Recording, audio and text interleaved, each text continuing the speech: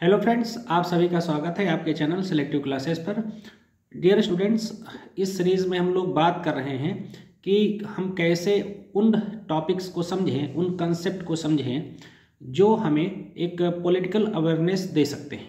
इस सीरीज़ में हम लोगों ने political mobilisation, political culture, voting behaviour pattern, political communication जैसे टॉपिक्स पर बात की है। आज का हमारा टॉपिक है पॉलिटिकल सोशलाइजेशन यानी राजनीतिक समाजीकरण। मैं समझता हूँ कि इस वीडियो को हमें जो है सबसे पहले बनाना चाहिए था, लेकिन फ़िलहाल इसको आज हम लेकर आ रहे हैं और इस वीडियो में हम ये ठीक तरीके से समझेंगे कि पॉलिटिकल सोशलाइजेशन क्या होता है, राजनीतिक समाजीकरण क्या होता है, वे कौन सी एजेंसीज़ हैं यानी अभिकरण हैं जिनके माध्यम से इसे हम सीख सकते हैं और हमारी ज़िंदगी में इसका क्या रोल है।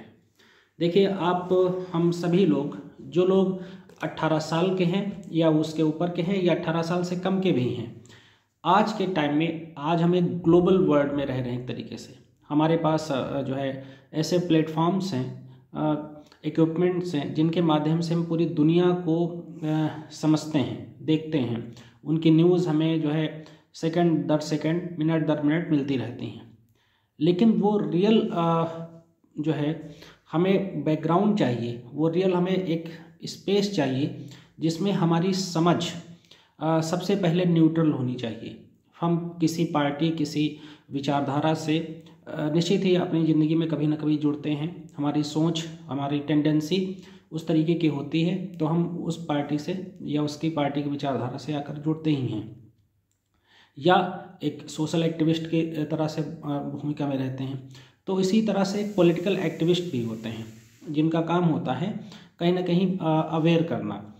तो मैं ये बताना चाह रहा हूँ कि अगर आप जो है किसी भी देश के नागरिक हैं तो आपकी भूमिका थोड़ी सी बढ़ जाती है, आपकी जिम्मेदारी भी बढ़ जाती है कि आप कैसे अपने आप को न केवल अवेयर रखें बल्कि अपने आसपास के लोगों को भी आप अवेयर करने की कोशिश करते हैं।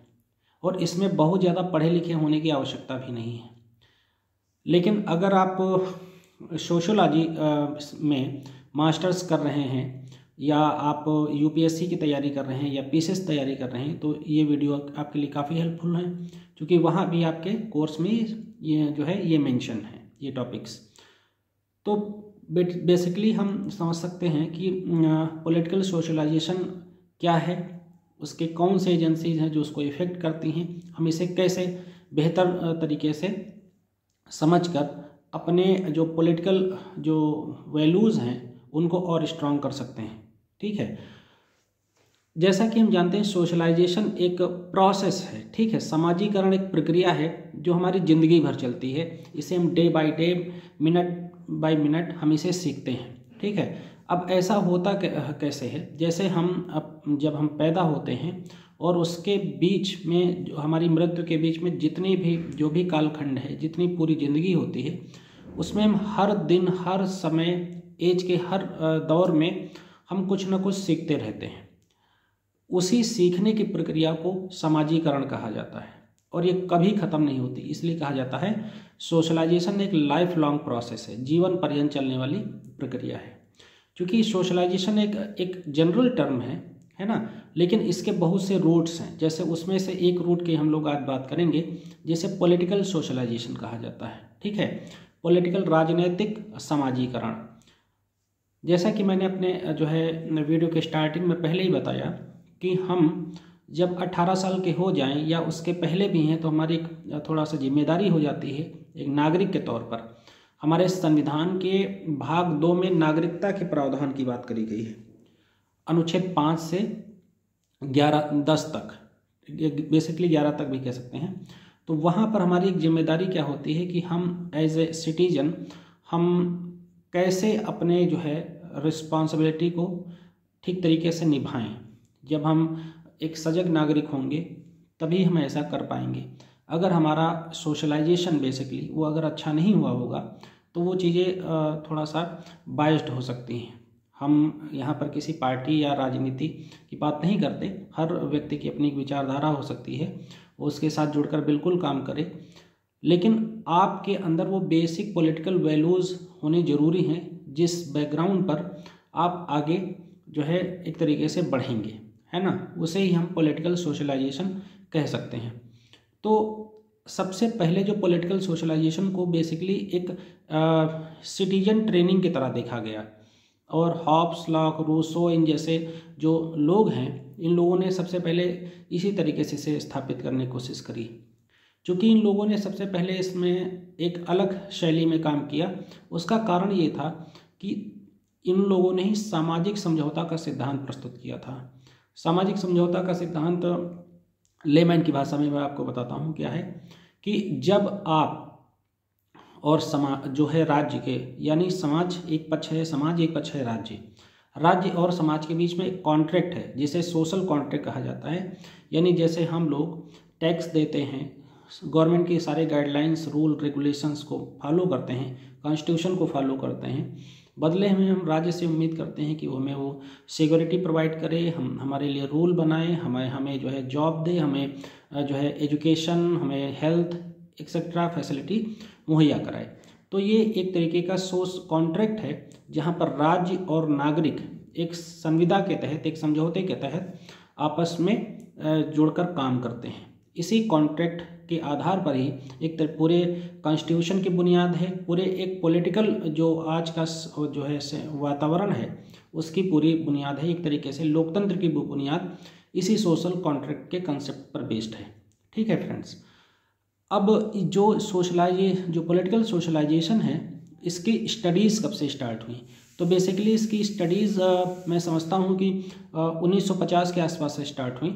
लेकिन अगर हम अपने देश के स्वतंत्रता संघर्ष को देखें तो हम पाते हैं कि इसकी जो स्टडीज़ हैं वो भले ही पहले आज़ादी के दौरान ना हुई हों, लेकिन वो पॉलिटिकल सोशलाइजेशन तभी स्टार्ट हो गया था जब गांधी जी ने भारत में 9 जनवरी 1915 को पदार्पण किया और चंपारण में मूवमेंट किया। तो उसके पहले लोग एक तरीके से यूज्ड टू हो गए थे ब्रिटिश जो है कॉलोनियलिज्म के। लेकिन उसके बाद जब गांधी जी की जो आइडिया है, जो उनका जो अपना फिलॉसफी थी जिस पर वो सत्याग्रह करते थे, सविनय अवज्ञा आंदोलन करते थे, है ना, तो उससे लोग मोटिवेट होने लगे। लोग समझने लगे कि ऐसा एक कौन करिज्मेटिक लीडर है जिसकी काम करने की शैली, लोगों को जोड़ने की शैली, लोगों को राजनीति को सिखाने की शैली एकदम भिन्न है, और वो अहिंसा पर बेस्ड है, यानी कि नो वेपन। ठीक है, अब इसके पहले गांधी जी के पहले भी वो काम स्टार्ट हुआ था। वो काम 1885 में जो है 28 दिसंबर को प्रारंभ हुआ था जब कांग्रेस की स्थापना हुई।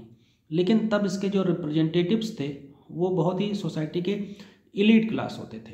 तो जो लोकल हैं, लोग हैं, आम मासेस हैं, आम जनता है, उनके बीच में बहुत ज़्यादा पॉलिटिकल सोशलाइजेशन या पॉलिटिकल अंडरस्टैंडिंग डेवलप नहीं हो सकी थी। लेकिन गांधी जी जब आए तो उन्होंने समाज के प्रत्येक वर्ग को उसके साथ, मूवमेंट्स के साथ जोड़ने की कोशिश करी। उनकी ताकत ही लोगों में निहित थी और वो लोगों को अपने वैल्यूज़ पर जो है न्यूट्रल वैल्यूज़ पर जोड़कर आगे बढ़ाते थे। तो मैं समझता हूँ कि एक पॉलिटिकल सोशलाइजेशन स्टार्ट हुआ था। अगर इसके थोड़ा सा और एक क्लिप हम लोग इसके पीछे की समझने की शुरू करें तो जैसा कहा जाता था कि गांधी जी या पूरी भारत को ये जो है अंग्रेज़ों ने गर्त में ढकेला और एक विश्वास पैदा कर दिया कि तुम लोग अयोग्य हो, तुम्हारे अंदर वो क्षमता ही नहीं है। तो गांधी जी ने इसकी टेस्टिंग करी थी दक्षिण अफ्रीका में, चाहे तो वहाँ गिरमिटिया कानून का विरोध हो या सरले कानून का विरोध हो, है ना, ऐसे तमाम कानूनों के विरोध में उन्होंने वहाँ पर सत्याग्रह किया था और भारतीयों को साथ में रखा था। तो उन्होंने इसकी टेस्टिंग वहीं कर ली थी कि भारतीयों में अपना आत्मसम्मान पाने की क्षमता है, लालसा है, जिज्ञासा है और महत्वाकांक्षा भी है। तो उसी को उन्होंने सबसे पहले जब हिंदुस्तान वो आए तो चंपारण में उसको टेस्ट किया और उन्होंने उसका सक्सेसफुल जो है रिजल्ट उनको मिला गांधी जी को। उसके बाद वो हर अपने आंदोलन में, चंपारण के बाद चाहे खेड़ा हो, चाहे जो है उसके बाद सविनय अवज्ञा हो, चाहे भारत छोड़ो आंदोलन हो, सब में इसी प्रोसेस को उन्होंने फॉलो किया और वो आगे बढ़ते चले गए। तो मैं बताना ये चाह रहा आप लोगों को कि पूरे मूवमेंट स्ट्रगल में जो गांधीवादी इरा है या जो एक तरीके से आप कह सकते हो क्रांतिकारी आंदोलन का जो एक कालखंड है, या जो कांग्रेस का जो पूरा कालखंड है, उन सभी चरणों में अलग अलग स्तर पर अलग अलग जो है लोग पॉलिटिकल सोशलाइजेशन भी कर रहे थे साथ में। लेकिन जो ग्रामीण समाज था उसमें तुलनात्मक रूप से पॉलिटिकल सोशलाइजेशन मैं समझता हूँ कम ही हुआ था, क्योंकि आज़ादी के समय बहुत लोग अवेयर नहीं थे और समाज का बहुत कम प्रतिशत आंदोलन में भाग लिया था, 50% से भी कम लोग थे। तो एक प्रक्रिया थी जिसको तब फॉलो किया गया था, लेकिन फिर भी गांधी जी के आ जाने से पॉलिटिकल सोशलाइजेशन मैं समझता हूँ काफ़ी कुछ बढ़ गया था। लोगों में अपना एक कॉन्फिडेंस और अवेयरनेस आ गई थी। उन्हें लगता था कि हम ब्रिटिशर्स को देश से बाहर निकाल सकते हैं, इन्हें खदेड़ सकते हैं। अब हम लोग बात करते हैं आज़ादी के बाद के भारत की। हमारे आज़ादी के बाद का जो भारत हम पाते हैं उसमें जो पॉलिटिकल सोशलाइजेशन है वो एक उसका नैरेटिव चेंज हो जाता है, क्योंकि वहाँ पर सिटीजन जो है, चूँकि हमारा कॉन्स्टिट्यूशन बन जाता है, हमारे यहाँ हर चीज़ के लिए एक फंडामेंटल रूल होता है, ठीक है, और उसे हम कॉन्स्टिट्यूशन कहते हैं। अंग्रेज उसके पहले थे, उनके भी अपने संविधान थे, वो IPC CRPC को वही लेकर आए थे 1860 के आसपास में। लेकिन जब हमारे यहाँ नागरिकता को संविधान के भाग 2 में रखा गया तो नागरिकता केवल एक अधिकार ही नहीं है बल्कि एक जिम्मेदारी भी है, ठीक है। नागरिकता केवल एक अधिकार नहीं है बल्कि एक जिम्मेदारी भी है। तो उस जिम्मेदारी को निभाने के लिए हमें एक नए पॉलिटिकल सोशलाइजेशन की आवश्यकता मैं समझता हूँ कि पड़ी, और उसको अलग अलग दिशाओं में अलग अलग पार्टियों के द्वारा देखा गया। तत्कालीन समय में सबसे बड़ी पॉलिटिकल पार्टी तो कांग्रेस ही थी। ट्रेड यूनियंस से बदलकर कुछ जो है मार्क्सवादी पार्टियां जो है बनी थी, जो उन्होंने अपने अपने ढंग से मजदूरों को जो है मजदूरों के अधिकारों को के लिए मजदूरों को कुछ चीज़ें समझाने सिखाने की कोशिश बिल्कुल की थी। लेकिन देश का राजनीतिक वातावरण बदला और आप समझते हैं कि मार्क्सवादी पार्टियों में भी बदलाव आया है ना, और उनके भी अन्य स्वरूप हुए, मतलब अन्य पार्टियां उससे जो है टूटकर बनी। और उसी दौरान आप समझते हैं BS4 DS4 Basapa, Samajwadi party, AIDMK DMK ऐसी पार्टियां भी बनी, और भारतीय जनता पार्टी भी 1980 के आसपास में बनी है। तो एक नए प्रकार का पॉलिटिकल सोशलाइजेशन हुआ जो नेशनल होने के साथ साथ रीजनल होता चला गया, क्षेत्रीय होता चला गया। और 73वें संविधान संशोधन के बाद 1992 के बाद जब पंचायत के इलेक्शन हुए तो स्थानीय स्तर पर एक नए प्रकार की पॉलिटिकल सोशलाइजेशन होना स्टार्ट हुआ, जिसमें कास्ट, रीजन, रिलीजन और जो है लोकल वैल्यूज़, बेसिकली जिसमें राजस्व के मामले बहुत ज़्यादा मैं समझता हूँ थे, वे सब चीज़ें प्रभावी होने लग गई। तो इससे उसके दुष्प्रभाव भी हुए और उसके सकारात्मक प्रभाव भी हुए। सकारात्मक प्रभाव ये कि लोग अपने जो है नेशनैलिटी के प्रति कहीं ज़्यादा अवेयर हो गए, अपने जो है फंडामेंटल राइट के प्रति अवेयर हो गए, अपने जो है दायित्वों के प्रति भी अवेयर हुए। और लेकिन कुछ चीज़ें भी नकारात्मक भी प्रभाव बढ़े उसके, जैसे क्षेत्रवाद की समस्याएं उभर कर रही, संप्रदायवाद की समस्याएं उभर कर रही, जातिवाद की समस्याएं और भी तमाम समस्याएं उभर कर सामने आई, भाषा के आधार पर समस्याएं उभर कर रही। भारत में पॉलिटिकल सोशलाइजेशन का अगर पहला नकारात्मक उदाहरण देखा जाए तो मैं समझता हूँ कि जो 1953 में भाषा आयोग बना था, जिसके आधार पर 1956 में जो है आंध्र प्रदेश का निर्माण हुआ था, तो कहीं ना कहीं वो उसका ही आधार पर्याय है। और आज 14 से बढ़कर 28 जो है राज्य हो गए हैं, तो 8 संघ शासित प्रदेश हैं। तो एक इसी तरीके से उसका पॉजिटिव और नेगेटिव इफेक्ट का प्रभाव ही हम कह सकते हैं। जबकि तत्कालीन सरकार ने कोशिश की थी कि भाषा के आधार पर राज्य का निर्माण न हो, लेकिन आपको सभी को पता है कि श्री रामापुतलू की मौत के बाद जो है नए राज्य का निर्माण के लिए थोड़ा जिम्मेदार जो है सरकार पर दबाव बढ़ गए थे। अब हम लोग बात करते हैं 1990 के बाद, जब हमारे हिंदुस्तान में ग्लोबलाइजेशन का इफेक्ट तेजी के साथ बढ़ा, तो उसके बाद कहीं ना कहीं संचार क्रांति का जो है भी प्रभाव तेजी के साथ बढ़ा। तो हिंदुस्तान का जो समाज है वो टेक्नोलॉजी से, मीडिया से जो है तेजी के साथ जुड़ने लगा। उसके बाद जो सोशलाइजेशन का जो फ्रेम है वो भी व्यापक हो गया। उसके लिए नए जो है संसाधन लोगों के पास आ गए। तो उसके बाद लोग नेशनल और ग्लोबल जो है सोशलाइजेशन लोगों का होने लग गया।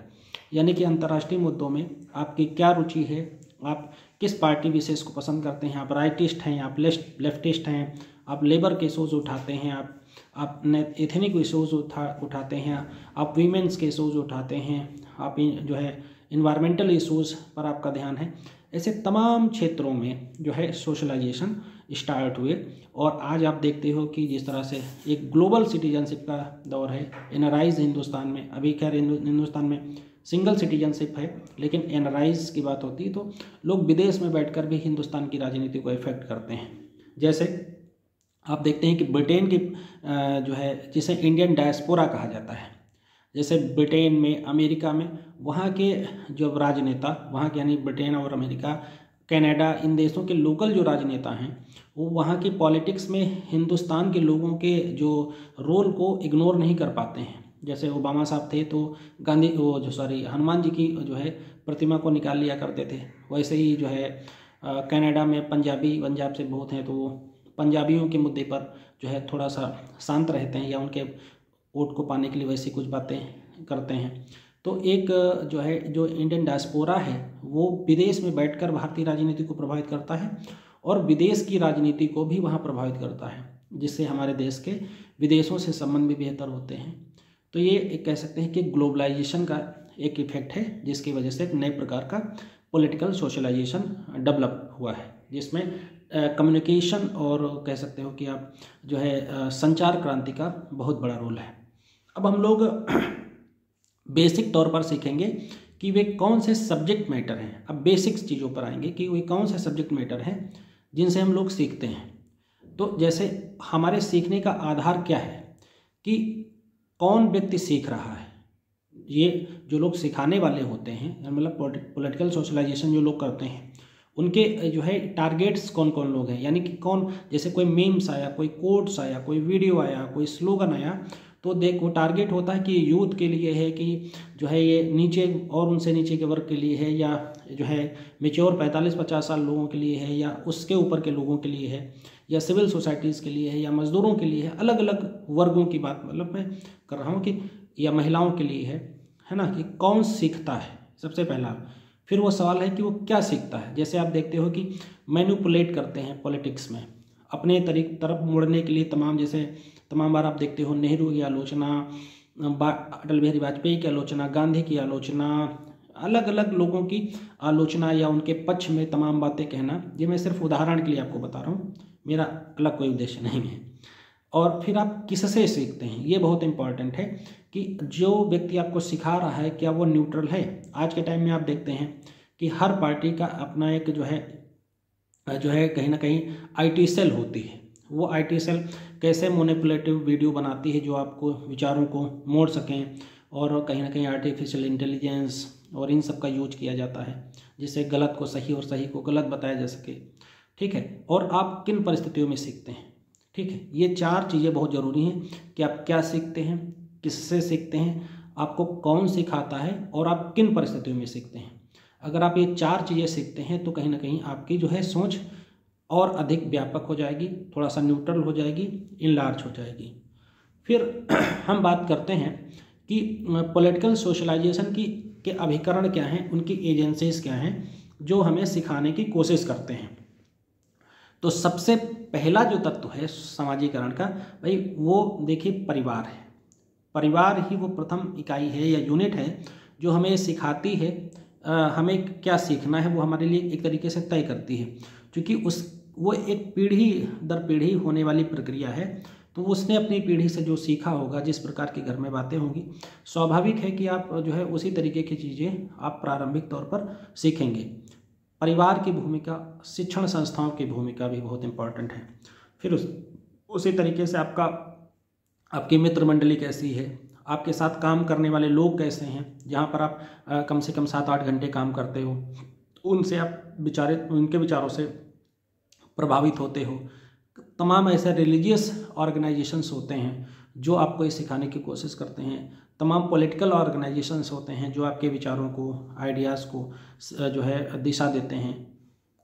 फिर टेलीकम्युनिकेशन, जनसंचार, है ना, और mass media, electronic media, WhatsApp, Facebook, Telegram, Instagram इत्यादि तमाम ऐसी चीज़ें हैं जो हमारे विचारों को जो है बदलती हैं, नई दिशा देती हैं, नया आइडिया देती हैं, नई इंसाइट देती हैं।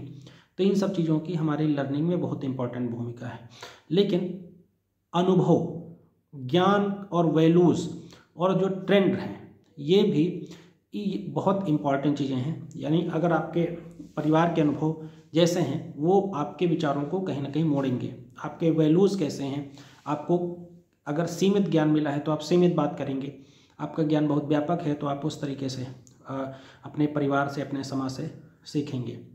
और जैसा कि मैंने पहले ही कहा कि टेक्नोलॉजी का रोल तो है ही आज के टाइम में। हमारे विचार बहुत ज़्यादा अब तकनीकी तंत्र से ही कहीं ना कहीं निर्धारित होने लगे। हमारा पॉलिटिकल सोशलाइजेशन एक खास कृत्रिम व्यवस्था से निर्धारित होने लग गया है। तो मेरा ये प्रयास कैसा रहा आप लोग हमें कमेंट करके ज़रूर बताएं।